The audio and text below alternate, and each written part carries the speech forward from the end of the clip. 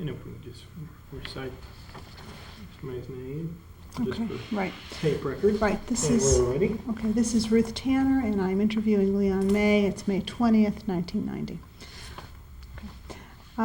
Leon, what I'm interested in finding out about, as I mentioned to you, is the story of the May family's sponsorship of at least 200 German Jewish refugees to Nashville, from your perspective, from that of your father, your grandfather, anyone else you'd like to mention and feel is important in this effort. And with that, if you could tell me about your family's ties to the town of Höchst, Germany, near Frankfurt. Well, my grandfather was born in Höchst, Germany, which is near a small country town close to Frankfurt on Main. And he came to this country when I think he was 19 years old in 1880. He was one of 6 boys and 6 girls. It was a remarkable family for health. All 12 lived to maturity, which was most unusual in those days.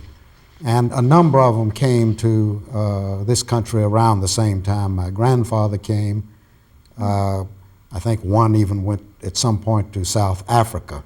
But there were quite a few left, and consequently we had quite a large family left in Germany, and my grandfather kept up with them. I think he visited there, I believe, in 1906, and again in 1913, and then in 1928. And that time I was a little boy, but I was with them, because all that was before the Hitler period. So you were there, you yourself were there in 1928? 1928. Now, I don't remember much of that. We did go to Höchst, and I have 1 or 2 memories of Höchst from that time. As a little boy, some trouble I got into, mischief was my memories primarily of that. But we were there later, too. I did go to Germany with my parents when I was a teenager. When was that? Well, we went in 1934. My father was a great traveler, loved to travel, plus there was a reason, too. I mean, he was trying to get people out, and that was part of the reason for going. We went in 34, again in 36, 38, and 39, and I was with him on all those occasions. Wow.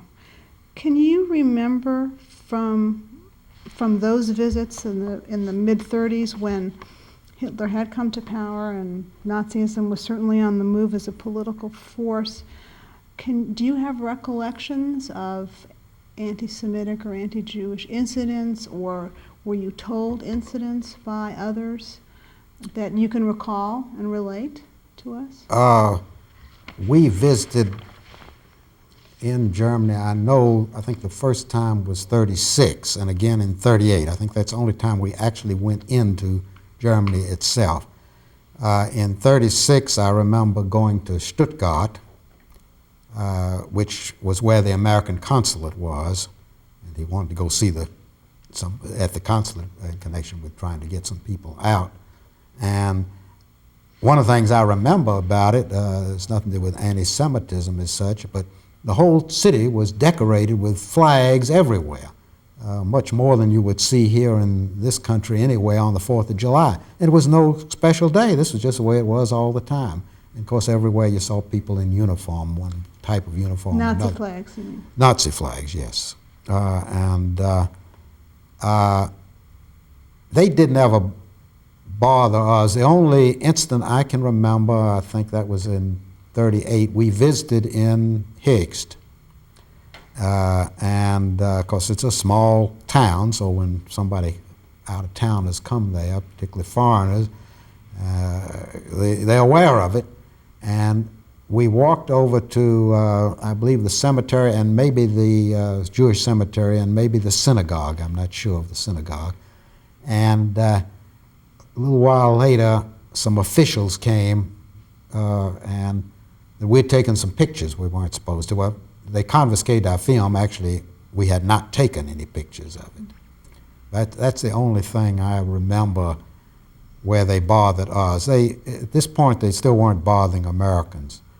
Particularly, we were there in 36. They were particularly nice because that's when Olympics were being held in Germany. So we had personally no trouble. And remember, all of this was before Kristallnacht. Even in 38, that Kristallnacht, this was in the summer, that occurred in November. So the worst had not started. Do you have any idea of the size of the population of Höchst and then the Jewish population? No, I really don't. I would guess it was a town of a few thousand. I don't know how many Jews were there.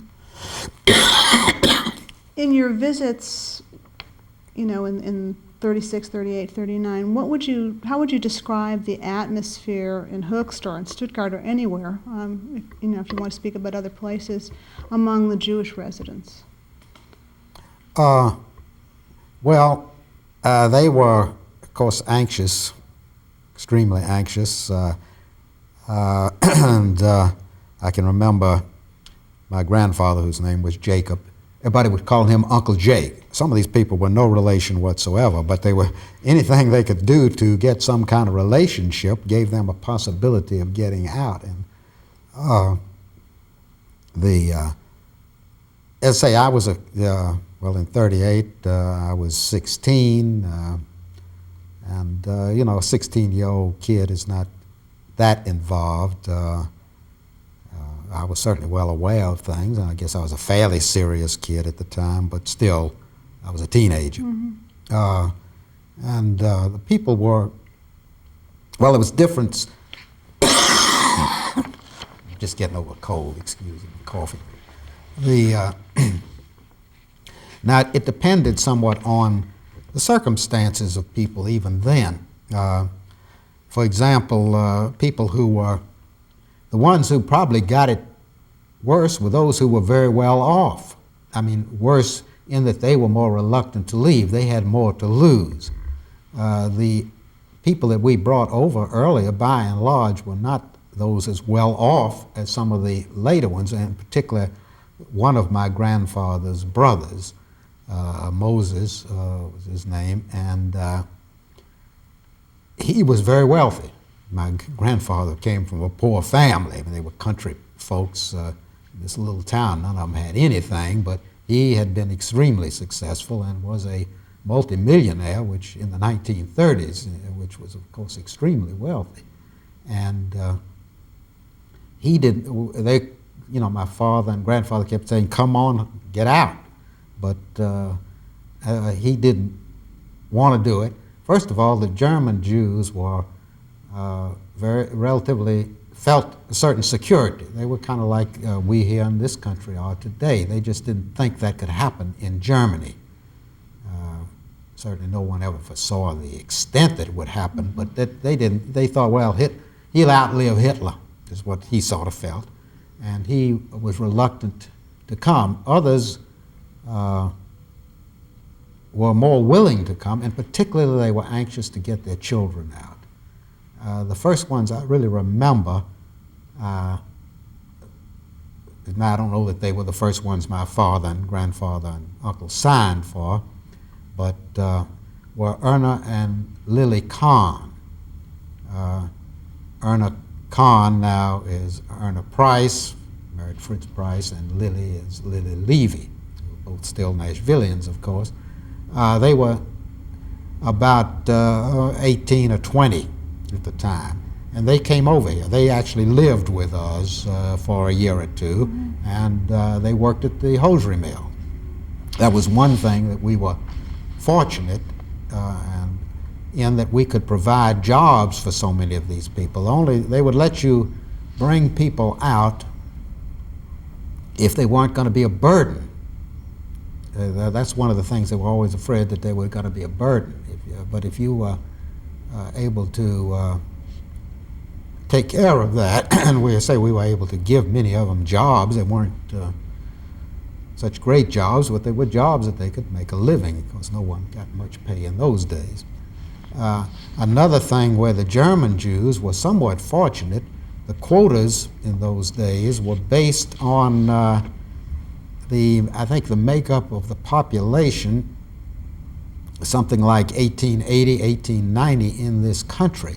It was done really in this country to make it where Southern Europeans, Jews, because most of the Jews came from this country late, and the Italians and others came from this country late. And therefore, at this time, they chose 1890 as the time, or 1880, I don't know the date actually. It was discriminating against these areas. But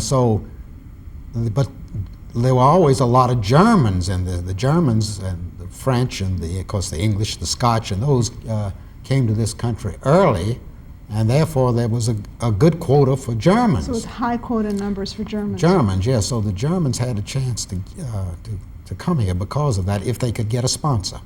Okay. Would you like to?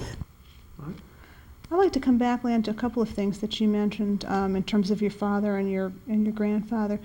When did they first? Well, it's several questions really, and I should probably do them one at a time. But I'll give you the gist, and then we can come back. When did they first begin to provide affidavits of support, and for whom? And were these people basically relatives? I mean, were they only relatives? I guess that's. Well, I remember in 1934, the summer of 34, when we went to Europe, we went to Strasbourg. We did not go into Germany. And Paula Kahn and her mother came over there to meet us because they wanted to find out about their daughters and granddaughters who had come, Erna and Lily. So therefore, if my memory is correct, already in early 34, they must have at least brought the Kahn girls out. And they were relatives? They were relatives, yes. As I say, my father, this grandmother of theirs was a sister of my grandfather. Mm-hmm. And as the affidavits progressed and the numbers grew and grew, my understanding was, and please correct me if I'm mistaken, that eventually they extended to non-related individuals and then even to people who were not from Höchst, that is non-related, non-Höchst residents. Yeah, well, I don't, of course, first of all, a lot of the people were not actually from Höchst anyway. The family had scattered some. I say this uncle that I was saying, he lived in Frankfurt. The Kahns lived in a little town called Erfelden. So they weren't necessarily from Höchst at all. Not too much of the family was left there, I don't think, at that point. But yes, they, well, first of all, any kind of relationship many of the people were not blood relatives. Now, the two or three that I've mentioned were. But a lot of, for example, you mentioned Elsie Frank, her name was Elsie Hertzfeld, as I recall. She was from Höchst, but she wasn't actually, I don't think, any relation. If it was, it's so distant. But they could get some connection there, and she was one of the people that was brought over here. And she also worked at the hosiery mill for a while. I might say that no person was ever a burden on us either. I mean, they all managed to take care of themselves. Now, in some cases, we got them started with not the greatest jobs, and for a hosiery mill didn't pay great salaries, but it was a living. I will come back to that. What happened to your uncle, right, Moses? Did he come eventually? Yes. Well, what happened there on Kristallnacht, he and his son-in-law were arrested. They paid heavy fines and got free, but that convinced him. And they arrived probably the spring, their whole family, including his two granddaughters who grew up here, who were Ellen and Irene Moore, who no longer live here, but did grow up and go to Vanderbilt. They came in the spring of '39, so they didn't get out much ahead. Had they waited much longer, they wouldn't have been able to get out, and I'm sure they'd all be dead now. So to your knowledge, all the direct May relatives No, left. there were two of the older sisters, an Aunt Lena and an Aunt Yetcha, that was was her name? Aunt Yetcha was Paula Khan's mother. Paula Khan is, there's quite a few descendants of her right here in Nashville, including Linda Zeitlin and well, there's several. I have to think for a minute all of them. But anyway, these were two old ladies, probably 80-ish at the time, and they came out by themselves, and it was a rather ordeal for these were for two old ladies in those days to do that. They were, in order, you know, they were restricted what they had about 4 dresses on or something, I think, just trying to get out more clothes. I don't know that they were so strict on it, but that's one of the things I remember tell about them leaving. To go back to the affidavits, I have heard that and you say you're not sure of the number, but I heard that the May family brought 210, provided 210 affidavits over a period of from 1934 on. Do you know when it stopped? Well, it would have stopped in '39 because that ended with the war. I want to ask you what I hope is a more profound question. What motivated your father and grandfather to extend themselves to this degree, do you think? Well, my father was, as you know, a person that felt very deeply about saving the Jewish people, and he was a relatively early Zionist, particularly considering his background coming from a Reformed German Jewish background. That was not the kind that produced Zionists, but it did. In his case, it did, and that they were fortunately in a position where, as I say, they could help because of having the hosiery mill, and my father spent a great deal of his time involved in this. I haven't mentioned my Uncle Dan May. I don't think Dan was involved in this that much, but as Dan used to jokingly say, he had that my father had one big advantage over him. He had a hard-working brother, and it was Dan who was running the hosiery mill in this time, which gave my father the leisure to do these things. So Dan, well, he didn't probably do the work on this. It was an important part of it too. Do you remember being a part of the family discussions between your father, your uncle, your grandfather on the whole question of rescuing these people, of providing them a place of sanctuary? Well, I don't really know, was any philosophical discussions. It was just a thing you did. These, first of all, in many cases were relatives, and in some cases rather close relatives. And of course, I was aware of it. To say we had two of them living when I was 12 years old, came to live with us, Erna and Lily. So I was well aware of the situation. In fact, in my senior year, there was a young man, Walter Strauss, who is a relative of Ernst Freudenthal, of course no relation to us, who came and stayed with us in our home. My father liked to learn foreign languages, he was interested in learning French, and this young man had been in Switzerland and spoke excellent French, and my father was hoping that he would pick up some French from him, but he never did speak French to him, I don't think. I'd like to turn for a minute and talk about the effects of, providing these affidavits in Nashville, if that's okay with you. I looked over, I think, what had been the State Department form that specified the criteria, the financial criteria, for a sponsor. And just to simplify it, it said that, that the sponsor had to assume financial responsibility for the individual sponsored. I'd like to know from you what this meant in real terms. For example, did it mean paying their passage, finding them a place to live? I You don't mentioned the know, jobs, yeah. I'd like to come back to that. Yeah, I really- Food, that sort of thing. I really don't know. I don't remember us having to. I wasn't aware of it. Let's put it that way. If it ever cost us anything, it certainly was not. I don't think any great cost. I don't believe. They say, as I say, they didn't. I was a kid, and so it could have been. But to say we were in the fortunate position of being able to supply many of them with jobs. Now, a lot of them never came to Nashville. A lot of these people I just never even knew.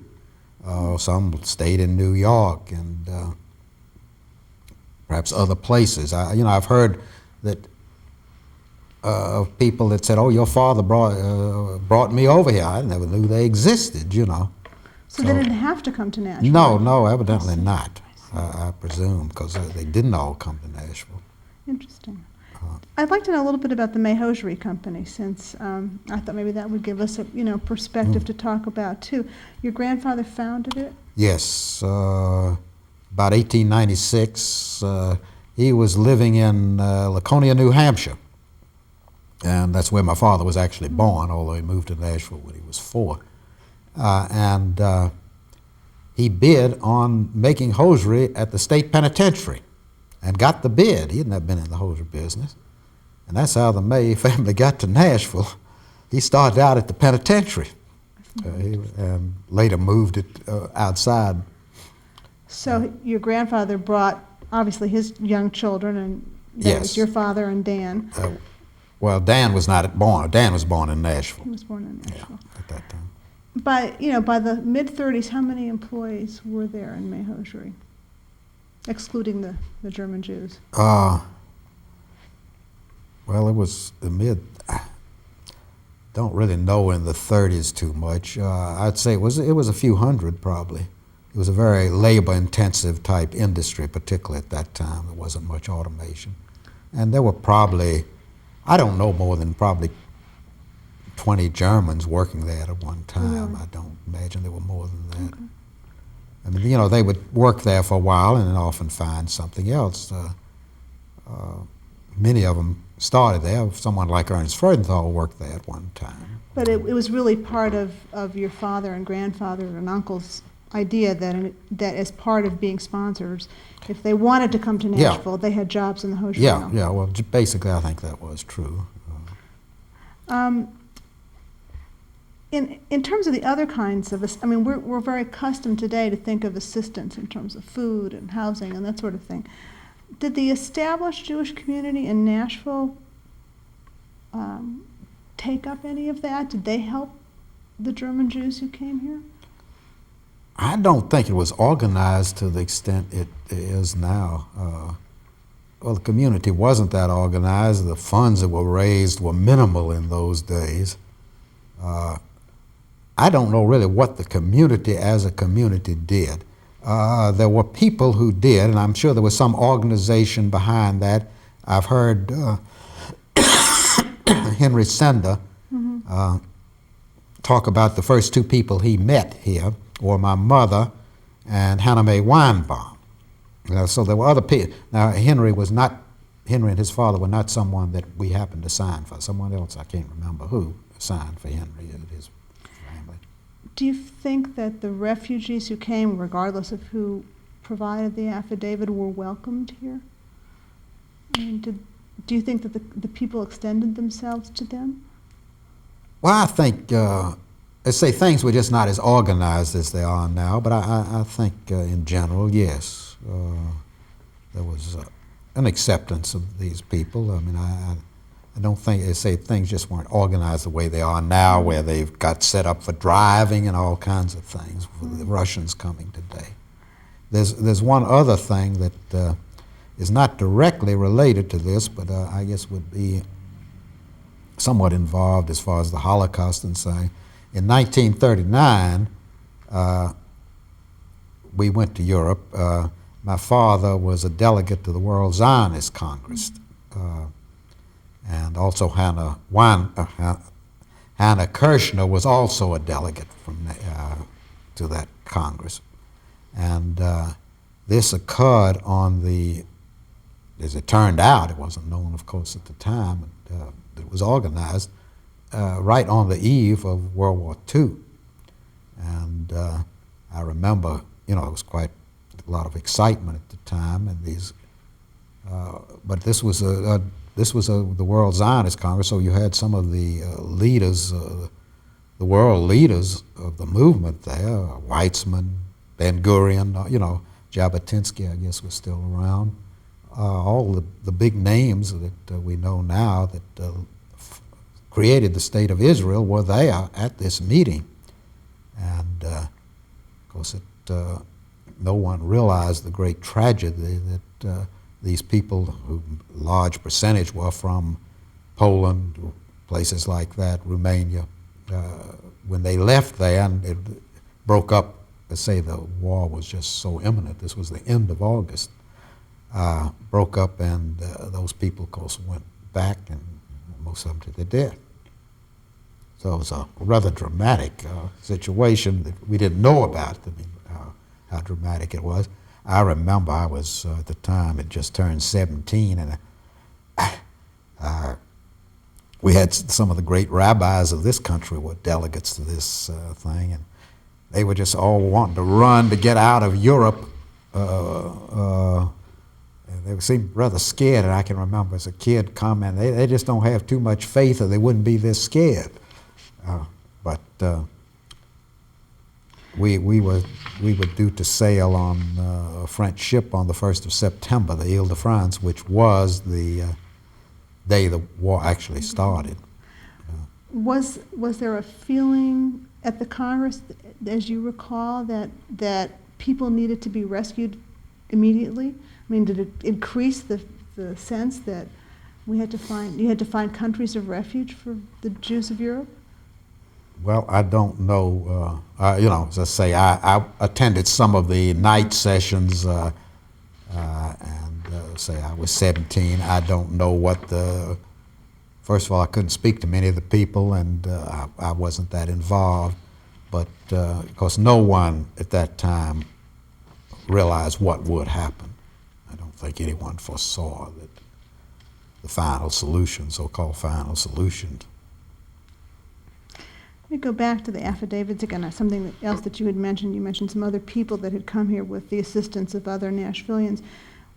Were you aware of other Nashville families, or even a committee of people, perhaps, that were also sponsors of others and sought them out and brought them in the kinds of numbers your family did? Well, there was no one that brought them in that kind of numbers, but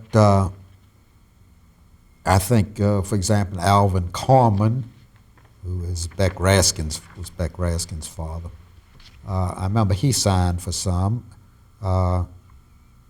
Those are some, perhaps, that, now I don't know whether my father influenced him to do that or not, because these were relatives of ours.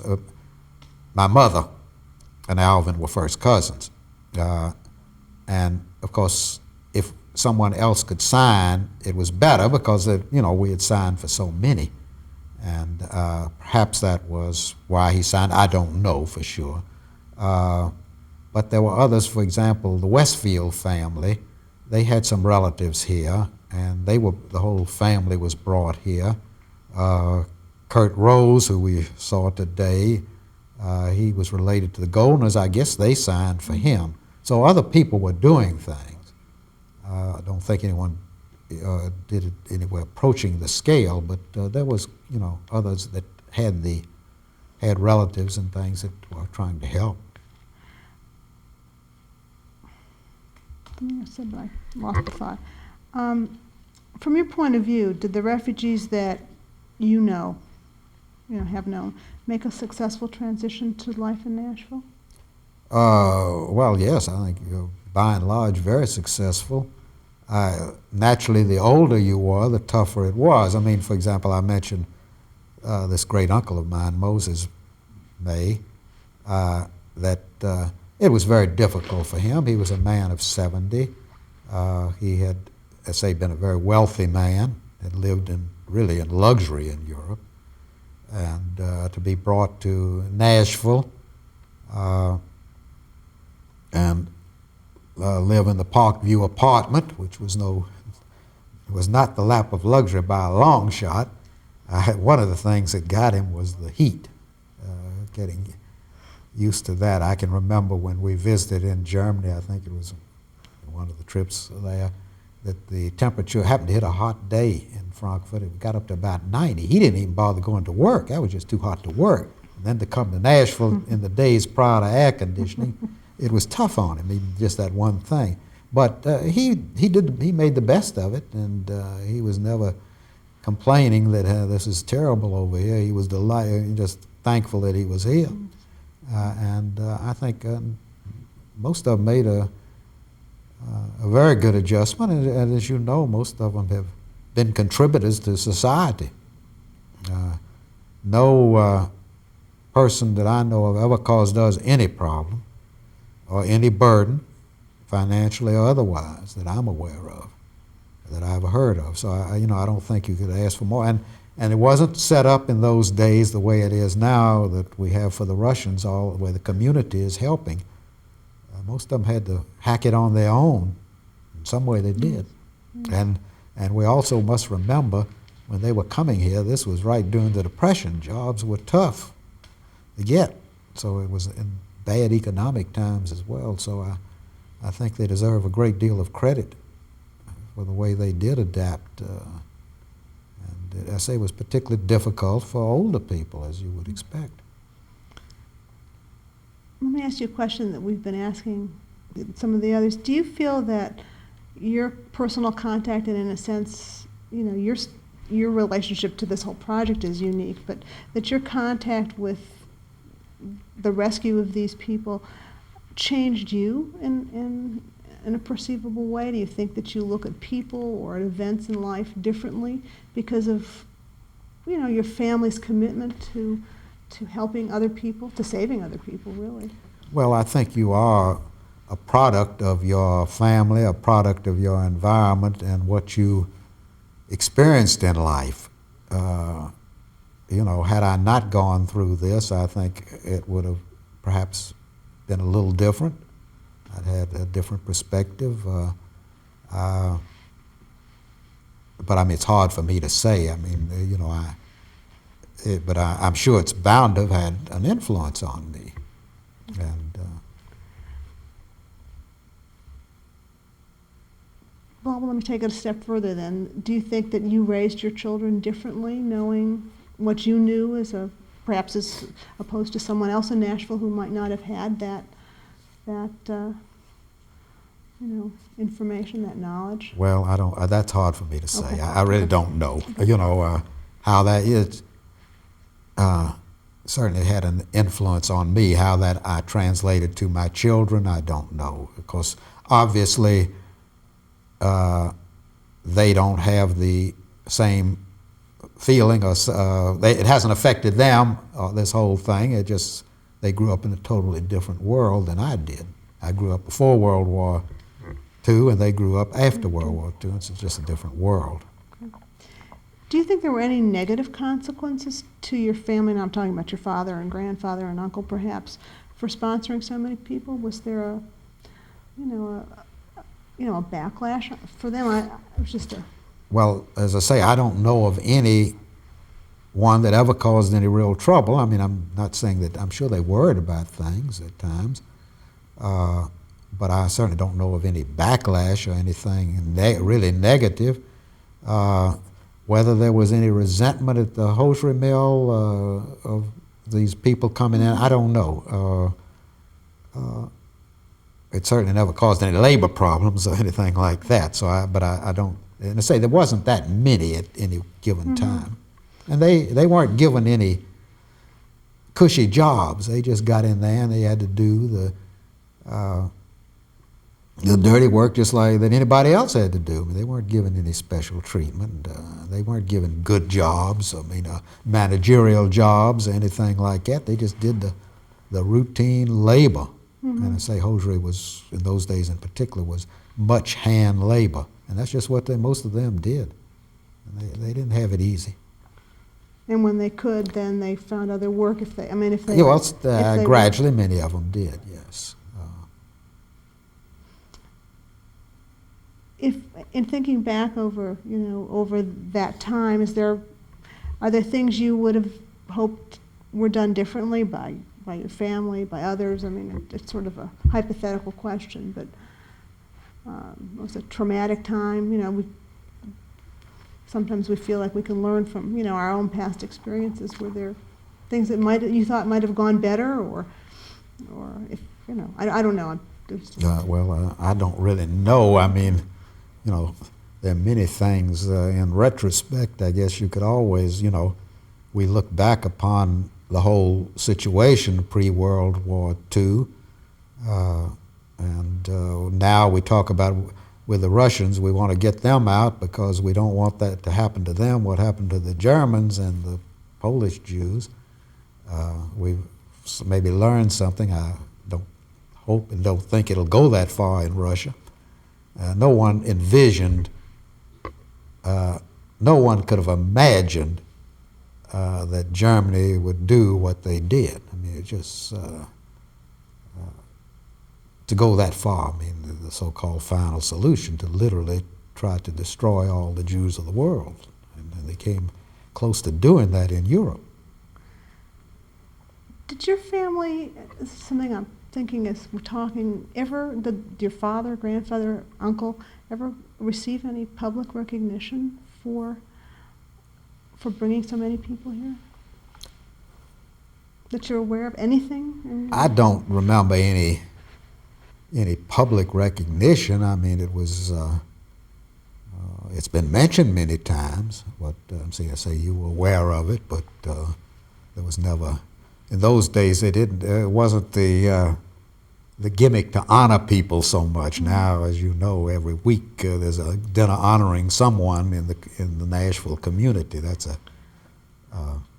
somewhat old fundraising gimmick now. In those days they didn't do that. One of the things that struck me, and I only looked at that recollection that Dan May has written that you have there, and the book that was written about your father, Foot Soldier and Zion. Yeah.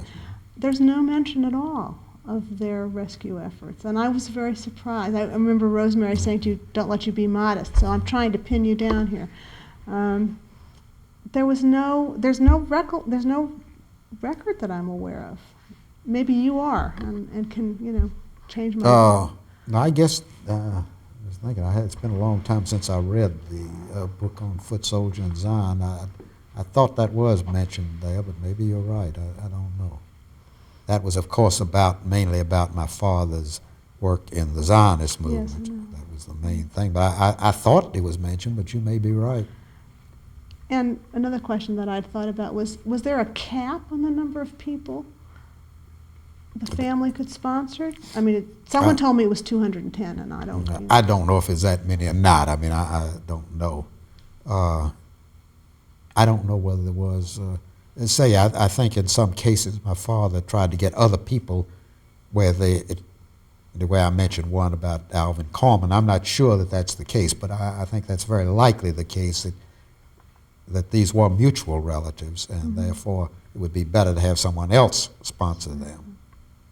I'm not even sure that is true in this case. But I wanted to ask you about something that I had heard about recently, and that is that I wondered if you were aware that there's a delegation from Höchst of non-Jews coming here in October 1990 to visit with their so-called Jewish refugees, and I was wondering how you feel about that visit. Yes. I am aware of that.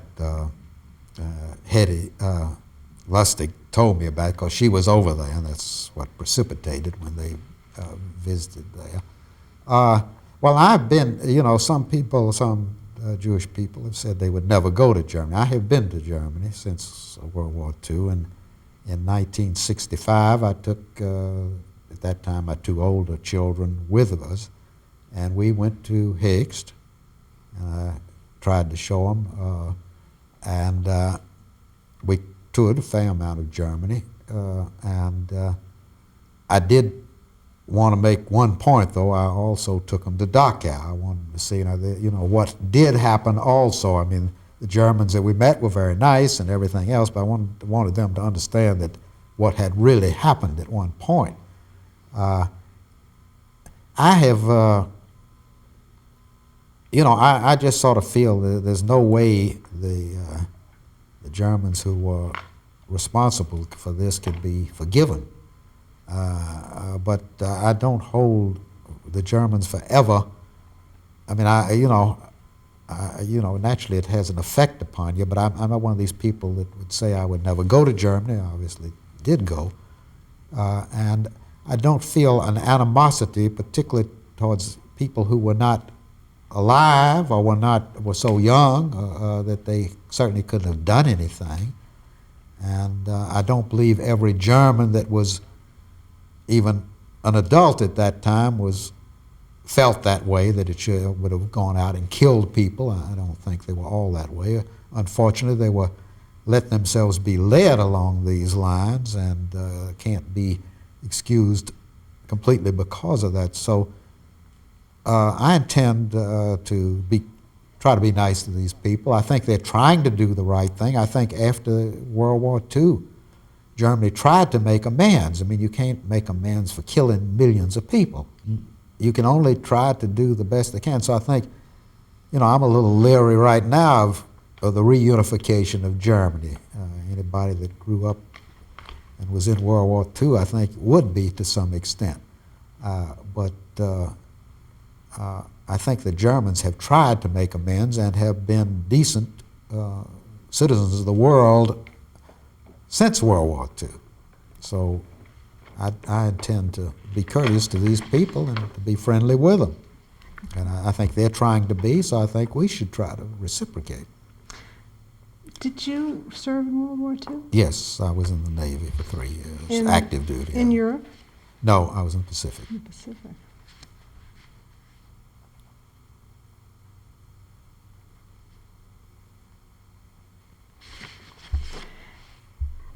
In terms of, your family, going back to the family again, and its role in bringing so many people to safety and freedom here, is there a message? Sorry, I touched the camera. Is there a message? Sort of a phony word, but in that you think other people, you'd want to share with other people? Well, I don't know the message. I think one of the messages which we I think have learned from this experience is that the worst can happen. I say no one could imagine how terrible the thing would be, that anything can happen. And when there's a chance to save people, we should save people. I mean, now with the Russians, we have this opportunity, and I think the community realizes that. So I think we have learned something from the experience. Is there anything I haven't asked you that you would like to add? Well, I think we've covered it fairly well. As you can appreciate, I'm not like some of these other people who are being interviewed who experienced it themselves. I was strictly on the periphery, and I was a kid. So my knowledge of it and my experience is not as deep as others who really experience it. I mean, the Germans and others who you are interviewing who lived through it themselves. I did not live through it myself. I mean, I was here in Nashville, and it was just like the rest of the kids growing up here.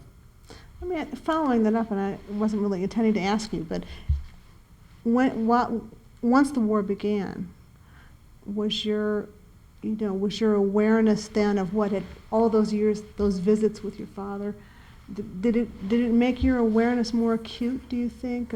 Well, my father was a man of great foresight. I mean, that's probably why, in spite of his background, he was a Zionist. I say he came from a background, the temple of the turn of this century did not produce Zionists. And the German Jews were not the best potential products either for it. And yet he became a Zionist early on. And he recognized the danger of Hitler in the early days of Hitler and said he should be stopped. I can remember at the time of Munich in 1938, they asked for the congregation to stand up and pray that, that peace had been, this was after Munich, actually, a few days, this was right at the time. And my father refused to stand up. He said, this isn't peace, it's just going to lead to war. And during the war, my father was a hawk, extreme hawk. I mean, he felt that we were going to be in it sooner or later, and that we should do something right away. So he was very pro-English, for example, in the days when England stood alone, and that we should do everything to help England. And I might say after World War II, he was for stopping Russia. He believed that Russia was a great menace, and so he was a man of great perception. Unfortunately, I'm afraid I don't quite inherit that. Well, it sounds like he was a most unusual person. When did he die? He died in May of '74. He was 81 at the time. That was the only time in his life he was ever in the hospital. Amazing. Would you like to show us images from the... Well, I don't know that there's anything in particular in this. I just brought it along. This is a sort of a semi-family history that Dan May wrote. Mm-hmm. And it really doesn't relate at all to, as you mentioned, to what you're talking about. This was written supposedly to his grandchildren, trying to tell him about his family. There were a few pictures in here, and I don't know that there's anything really. I think there was a picture of the house in Hickst, I believe. I don't know whether I can even find it. Well, I don't think really. Yeah, here's the family home here. A picture of it. This is about 1928. The way it looked. This over here is about the way it looked in 1913. They say. I like to say it was a manor. It was a very, very modest country home in Europe, going back centuries. I think my family had lived in that house since 1690. And I can remember on one of our trips to Europe, when we went to Germany, probably in '36, we visited there was a young man a German refugee, he had come to this country, come to Nashville. We had no connection with him, and we visited in some small town his family there, his parents.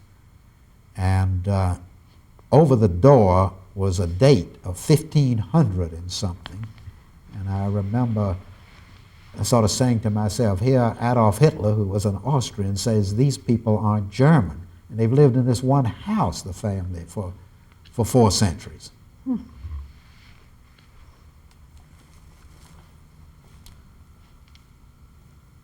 Ruth, I want to do, since we seem to be winding up, I think what y'all are doing is very worthwhile and something that not so much what I have to say, but particularly some of these people who went through it themselves and experienced some of the Holocaust, or at least part of the earlier part of the German persecution.